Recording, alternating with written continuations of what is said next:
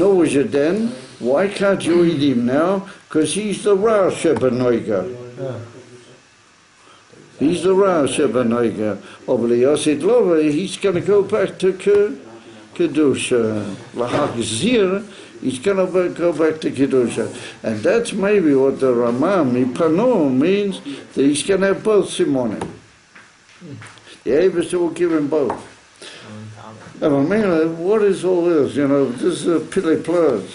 So it comes along, I want to find, somebody should say, well, because in the Hemshel Bayam Rabim, the Rebbe Marash brings it, and he says, yes, Levaya, if you look in the Hemshel, it's very hard to find what is the teret, you know, what's the beer. Or in Lakuti Torah, the old Rebbe says just a couple of words, and that sort of maybe helps us to understand it. And he says that why is it that the behemoths that are kosher, why is it they chew up and they give up? They chew and re-chew, and they give up something that's kilo they swore and they give it up.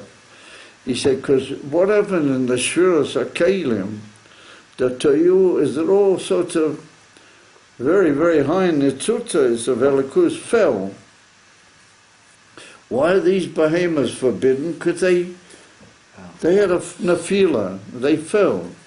And so therefore they're far from the Kedusha. But they've got hidden inside them very high netzutzes. So he said the ones that you can eat, yeah, they are the ones that they have also mafresas parso, but their chewing is like they are showing that they want to give back out the netzutzas that they have. And if you will eat them the right way, you'll get those netzutzas because they want to give them anyway. Oh, yeah. You should realize that, you know the story with the Rebbe Rashab? It wasn't the Meiser. And the Rebbe says this pshat, which I'm not going to tell you. And that is that once the Rebbe Rashab was sitting at the table by Suda, and he had guests, and they gave meat, and the Rebbe took his fork and he picked up a piece of chicken on his fork, and he put it, and all of a sudden it fell down. You know what happens sometimes? But the Rebbe Rashab brought it to his mouth and it fell. So the Rebbe sort of smiled, and he said in Yiddish, "Aponem azavul not nist." And he said it would appear that he doesn't want right now. So everybody didn't quite figure, what's the pshat, he doesn't want right now. So it comes along the Rebbe, and the Rebbe writes Mafurish, that what the Rebbe Rashab meant was that the behemoth wants you to eat him, and he wants you to take the netzutzah that he wants to give you. Yes. So the Rebbe Rashab said, that's why we eat. But if this one fell off my fork, he apparently for some reason doesn't want. Oh, yeah, guys. For some reason. And therefore the Rebbe Rashab just left him. He didn't fish around and put him back in. Didn't want it, he didn't want it. Another time. Oh, man, it comes to that the chewing is that they want to give it. So the Chazir doesn't have that. He's got parts, but he doesn't have that. But that will be given to him, then he'll be okay. Because according to what the Rebbe writes, he is not really Gimel Klippus HaTameya. Comes along other people and they want to say no. They want to tell you that he really is. Yeah, no, they want to say that because he represents Esau, yeah, then there's going to be something special with Esau when Mashiach comes. He's going to give everything back personally. From Wujah, yeah, because he's a brother of Yaakov. Wow. So he's got to come to the ball game. Wow. And therefore the Chazir, who's his man, he's also going to come to the ball game. Comes along the Rebbe, and the Rebbe says, no, in his very etim he's going to come to the ball game. He is only Klippas Noiga. He's going to become Kedusha. Wow. And he's going to give himself back into the Indian of Aliyah. It's all going to make sense. So what do we see from that? that there's going to be so much light when Mashiach comes that all sorts of very interesting things are going to happen. And all sorts of things are going to come good. And according to this amazing opinion, Esau himself is going to build the Beis HaMikdash. And that's the Chazir coming back. He's giving himself back. Yo. So I ask you, what's this whole business talking with this guy Trump? What's his whole in with him? He's very strange, you know. He wants better than these guys here do. He tells them to get rid of the crazy Hamas. And they say, no, we're going to be good, you know, what about these clippers? And that's what happened. And he says, take the Ramat HaGolan, belongs to you, the Ramat HaGolan. Take it. I'm giving it back to you. Esau is giving back. Chazir, the Chazir is giving back. So what are the idiots over here say, oh no, wait a minute, you know, we've got to be Yosef for England and for the European community and for all sorts of, excuse me, it begins with a big B, but I don't want to say what it is.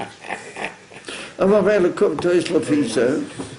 You know, that things are happening, you understand? Things are really happening. The Chazir is becoming closer. He's gradually giving himself back. Also the Chazir. And there's going to be such an amazing divine light that all the behemoths are going to become different. And that's what the Baal Shem Tov showed. He showed that basically all the behemoths are good. And they're all shy to be Niklal, but they Rodom. Yeah? What happened was the hate blew it all. But before that, everything was fine. But if you can just elevate yourself beyond that, they all come to the ball game. And that's why Bayom Shmini. The eighth is the Rashba, is the Sefer column. And in the Sefer column is crowns. It's all crowns. 10 crowns. So the Frierdiker Rebbe says in the Maimah that that's the Esser Sfiras HaGenuzah. What? Yeah. What? Oh, come on. It's all an amazing story. So I want to tell you something. I'm not trying to boast. I'm not trying to blow my trumpet or something. But up where I live, the neighbors have a dog. Oh, it's a very beautiful little animal. It's an amazing, it really is a beautiful little creature. And I like creatures, you know. I'm drawn to them. I'm good to them. I can't, you know. I have cats up there that also, they're wild cats, but I have a little bit of a castle with them, you know. So anyway, this dog, it comes over, it runs over to me. The first thing is it stands up on 2 feet. Yeah, it does. It does. I don't mean to boast. I'm not boasting. I know Halabai that I was even worth had he called my shoes. Yeah. I'm not boasting. Because I'm good to it. I show it good. I'm nice to it. Well, that's Ina for Kedusha. The first thing it does when it sees me, it gets up on 2 feet, and it sort of struggles to get to me on 2 feet. It's most amazing. Wow. Yeah. And the whole time it keeps doing it. It gets up on 2 feet and comes toward me. Most amazing. And I'm just nice to it. I just show it goodness, you know. I never say anything. I'm just nice to it. What's being nice to something? Kedusha. That's eating a Kedusha. Comes and puts out its hand. I should hold its paws, you know, hold it up like that. So what am I trying to tell you with that? That if you approach everything in the Bria that way, you take the Bria back to like it was before the Chet.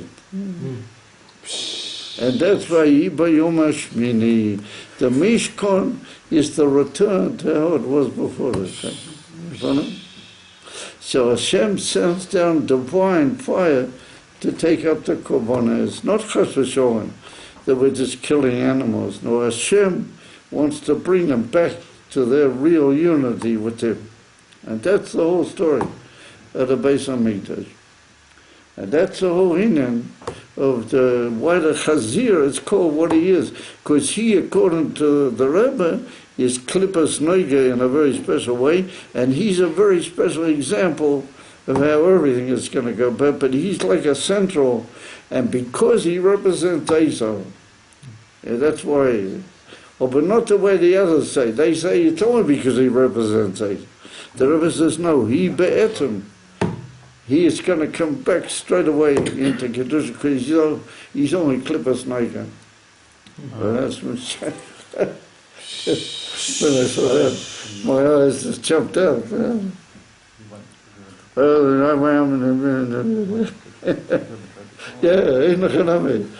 You should realize that Eretz Yisrael is much bigger than what people think. Shiur and everything is all part of Eretz Yisrael. Anyway, ain't Kalamon, Lahari Bizeh. And so have a good day, gentlemen. And, realize that this Parsha Bayom Shmini is taking us all up into what the Rashba said, Shmini, 8th day. And that's why it had to happen on the 8th day. That's why the Parsha tells us. And that's why the Rabbeinu Bechaya says everything in the Mishkan is 8. What does he want with that? Oh, and there's another great Mephosh called the Klali, the Rabbeinu Ephraim Margolius. He was at the time of the Baal Shem Tov. He wasn't a Talmuder, but he lived contemporary with the Baal Shem Tov. And certain of his inyanim, he says that it was all because of Yom HaShmini. Yeah. And he says that Shmini is the word Oz. Oz is Aleph Zion. And he said Zion is the Shivat Yemei. And the Aleph is the Aluv Shalom riding on the 7. And he said, therefore, if you look carefully by Moshe Rabbeinu, Oz Yoshua Moshe. Yeah. And you say it every day in davening, Oz Yoshua Moshe, Oz Yavdil Moshe. Yeah. Moshe, wherever he appears, and an important thing is written Oz. And he said, that's because that's the Aleph on top of the Zion. The Rashba Shmini. In other words, that everything is 8. You guys. Is that so, yeah, I've done it. Whoa! And the Shem What's the connection with the Baal Shem Tov story that you told? Huh? With the animals standing on their hind legs. So the Baal Shem Tov, when he ate, he was able to bring about that in the behemoths, what their real pneumius is. Before the Chet, they were anyway good. All right. Thank you. Thank you, Rabbi. Hey, and that's why when Mashiach will come, ultimately all the behemoths are going to just join together.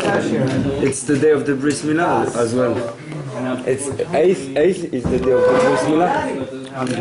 Of the Bris Milah. Very nice. The Rabbeinu, the Klali, the Rabbeinu Ephraim, he writes that. And he says, Mishum in a bris who dafki b'shmoyne. Hat gemacht a bris letzte Woche. Hat gemacht a bris letzte Woche. Letzte Woche ist gemacht a bris. You've gone up into a whole new